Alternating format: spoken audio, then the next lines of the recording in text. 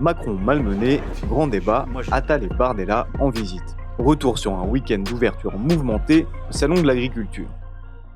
Comme chaque année, Emmanuel Macron s'est rendu à l'ouverture du salon samedi 24 février pour l'inaugurer. Le président est arrivé autour de 8 heures pour y rencontrer des syndicats de la profession, après plusieurs semaines de crise agricole. Emmanuel Macron s'est d'abord fait huer pendant qu'il discutait, avant que des agriculteurs de plusieurs syndicats ne forcent les grilles d'entrée du salon. Entre 300 et 400 manifestants ont ensuite tenté de se rapprocher du président de la République. Stoppés par les CRS, des heurts ont alors éclaté.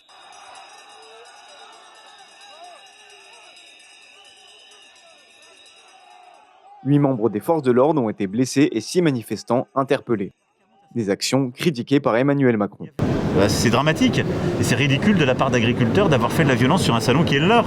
Mais donc, mettons que vous en aviez 500, si vous en avez 500 alors que vous avez eu 50 000 visiteurs, on ne peut pas dire que c'est la majorité. Autre jour, autre ambiance. Le président du Rassemblement national, Jordan Bardella, s'est rendu lui aussi au Salon de l'Agriculture, dimanche 25 février. Une visite moins tendue que celle d'Emmanuel Macron, ponctuée par quelques selfies. En visite sur les différents stands, Jordan Bardella a martelé la ligne du Rassemblement national, patriotisme économique. Moi je milite pour le patriotisme économique et pour sortir l'agriculture de nos accords de libre-échange. Je pense qu'il y a des accords commerciaux qui peuvent être bénéfiques à l'agriculture française, mais à chaque fois qu'on s'ouvre, c'est systématiquement nos désavantages. Le week-end s'est clôturé avec la venue de Gabriel Attal. Le Premier ministre a participé à un dîner en l'honneur des 60 ans du salon. Il en a profité pour s'exprimer sur les événements du week-end.